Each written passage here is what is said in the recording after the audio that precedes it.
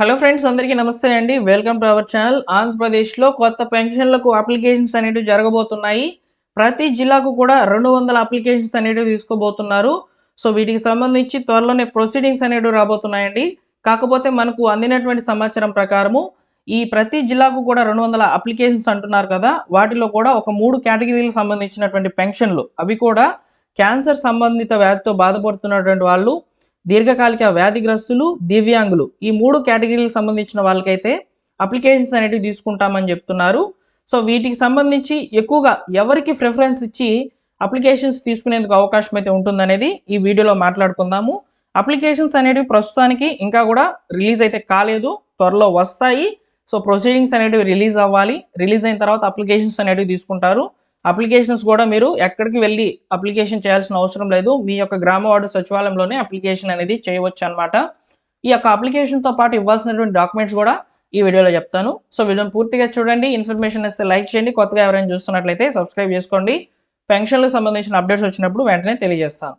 ఇక టాపిక్లో కనుక వచ్చినట్లయితే, సో మనకు ఈ నెలలో అయితే కలెక్టర్ల సదస్సు, అంటే కలెక్టర్లందరితో కూడా కలిసి సీఎం చంద్రబాబు నాయుడు గారు ఒక మీటింగ్ అయితే ఏర్పాటు చేశారనమాట. ఈ మీటింగ్లో సీఎం చంద్రబాబు నాయుడు గారు పెన్షన్లకు సంబంధించి అయితే ఒక మంచి నిర్ణయం అయితే తీసుకున్నారండి.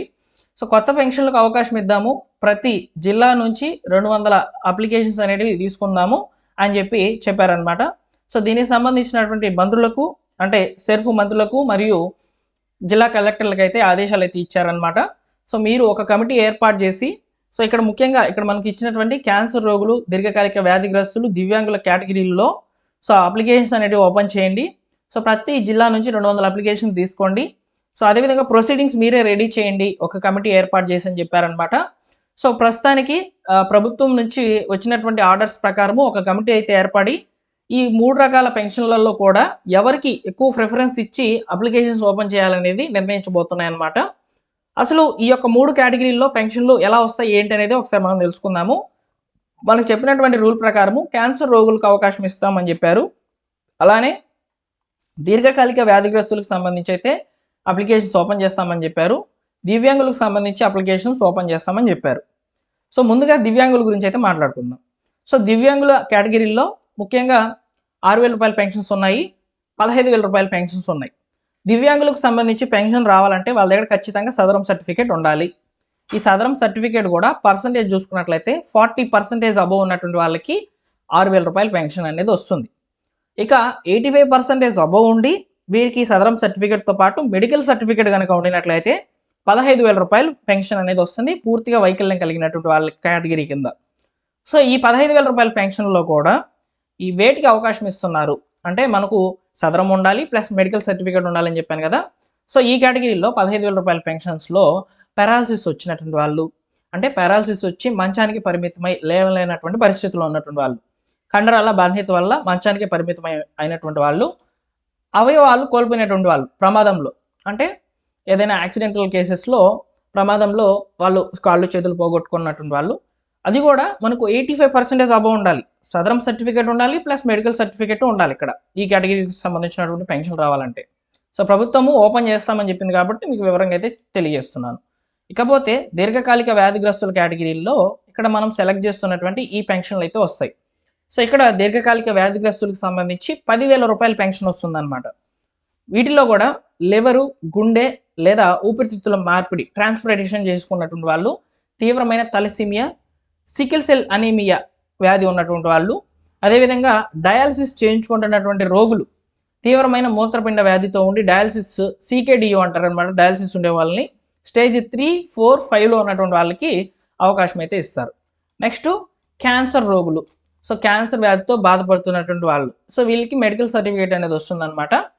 సో వీరికి సంబంధించి మెడికల్ సర్టిఫికేట్ ఉంటే సరిపోతుంది. ఇక్కడ కిడ్నీ వ్యాధిగ్రస్తులు, అదేవిధంగా దీర్ఘకాలిక వ్యాధిగ్రస్తులు అంటే లివర్, గుండె లేదా ఊపిరితిత్తులు, తలసిమియా, సికిల్ అనీమియా ఉన్నటువంటి వాళ్ళకి, వీరికి సంబంధించి మాత్రము మెడికల్ సర్టిఫికేట్ ఉంటే సరిపోతుంది.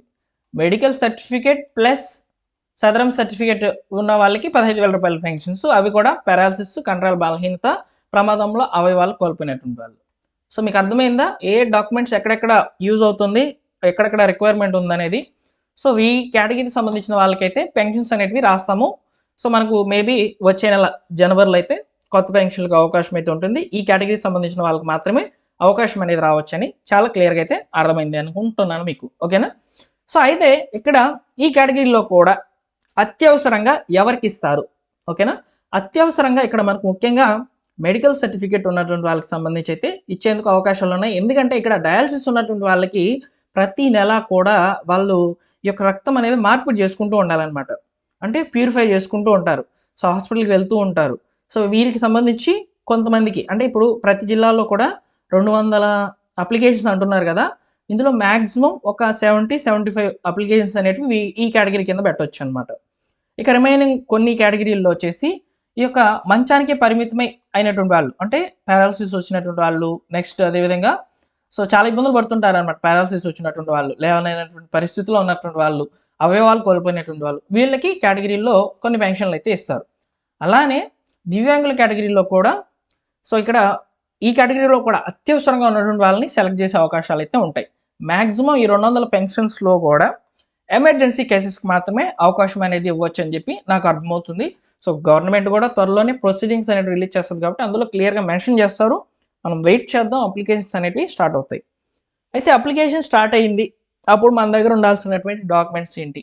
సో అవి కూడా నేను మీకు ఇక్కడ షేర్ చేస్తున్నాను, చూసుకోవచ్చు. సో మనకు మెయిన్గా అప్లికేషన్ ఫామ్ ఉంటుంది. సో కంపల్సరీగా అప్లికేషన్ ఫామ్ అనేది ఇస్తారు.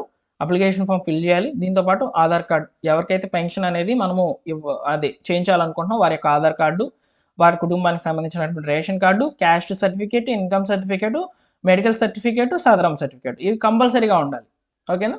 సో సదరం సర్టిఫికేట్ ఉండాలి, మెడికల్ సర్టిఫికేట్, ఇవి మెయిన్ ముఖ్యంగా ఉండాల్సినటువంటి డాక్యుమెంట్స్లో ఇవి మెయిన్ అనమాట. సో ఇలా మీకు కావాల్సినటువంటి డాక్యుమెంట్స్ అయితే ఇవేనండి. సో త్వరలోనే మనకు అవకాశం అనేది ఇస్తారు. సో ఎక్కువగా ఎవరికి ఇవ్వచ్చు అనేది మీకు ఒక క్లారిటీ వచ్చిందని అనుకుంటున్నాను నేను. సో ఇంకా మనకు రిమైనింగ్ ఇవి ఉన్నాయి కదా, సో వితంతువుల పెన్షన్స్, అదేవిధంగా సో వృత్తుల వారీగా వచ్చేటువంటి పెన్షన్స్, అదేవిధంగా మనం చూసుకున్నట్లయితే సో ఇంకా రకరకాల పెన్షన్స్ ఉన్నాయన్నమాట. సో అభయహస్తం పెన్షన్స్, సో ఇలా చాలా ఉన్నాయన్నమాట. దాదాపు 26 రకాల పెన్షన్లు అనేవి ప్రభుత్వం అయితే కల్పిస్తుంది అనమాట. సో వాటికి కూడా త్వరలోనే అప్లికేషన్స్ అనేవి జరగవచ్చు. నేను తప్పకుండా తెలియజేసే ప్రయత్నం చేస్తాను. సో మా టెలిగ్రామ్ ఛానల్లో జాయిన్ అవ్వండి, డిస్క్రిప్షన్లో అయితే లింక్ పెడుతున్నాను. ఎందుకు జాయిన్ అవ్వమంటున్నానంటే ఏదైనా సమాచారం, చిన్న సమాచారం వచ్చిందనుకోండి, ఫస్ట్ మెసేజ్ అనేది టెలిగ్రామ్ ఛానల్లో పోస్ట్ చేస్తాను. సో టెలిగ్రామ్ ఛానల్లో మీరు జాయిన్ అవ్వడం ద్వారా మీకు అర్థమైపోతుంది ఆటోమేటిక్గా. అసలు యాక్చువల్గా ఈ 200 కొత్త పెన్షన్స్ అనేవి ఎప్పుడు వచ్చింది అనుకుంటున్నారు మీరు? ఒక వారం బ్యాకే వచ్చిందనమాట ఇన్ఫర్మేషన్. సో అప్పుడు నేను టెలిగ్రామ్ ఛానల్లో పోస్ట్ చేసి వీడియో చేస్తే పెద్దగా రెస్పాన్స్ లేదు. ఈ మధ్య చేసినప్పుడు రెస్పాన్స్ వచ్చింది, ఎందుకంటే అప్పుడు అందరికీ కూడా అవగాహన వచ్చేసింది, తెలిసింది. సో కాబట్టి ముందుగా ఇన్ఫర్మేషన్ అనేది ఫార్వర్డ్ చేస్తూ ఉంటాను నేను టెలిగ్రామ్ ఛానల్ ద్వారా. సో అందులో మాత్రం జాయిన్ అవ్వండి. ఓకేనా? సో త్వరలోనే కొత్త పెన్షన్లకు సంబంధించిన అప్లికేషన్స్ ఓపెన్ కాబోతున్నాయంటే, ఏ కేటగిరీకి సంబంధించిన పెన్షన్ ఓపెన్ అవుతున్నాయంటే మీకు ఒక క్లారిటీ, దివ్యాంగుల కేటగిరీ మరియు దీర్ఘకాలిక వ్యాధిగ్రస్తులు, కిడ్నీ వ్యాధిగ్రస్తులు, క్యాన్సర్ రోగులు, సో ఈ కేటగిరీలో ఉన్నటువంటి వాళ్ళకి మాత్రమే అప్లికేషన్స్ జరుగుతున్నాయని చెప్పి టక్కుమని మీరు కూడా తెలుసుకునే విధంగా ఇన్ఫర్మేషన్ అనేది ఉంటుందన్నమాట మన ఛానల్ ద్వారా. సబ్స్క్రైబ్ చేసుకోండి, వీడియోని లైక్ చేయండి, మీ మిత్రులకు షేర్ చేయండి. మరొక ఇంపార్టెంట్ టాపిక్తోనే మీ ముందుకైతే వస్తాను. జెన్యూన్ ఇన్ఫర్మేషన్ మాత్రమే ఫార్వర్డ్ చేస్తాను.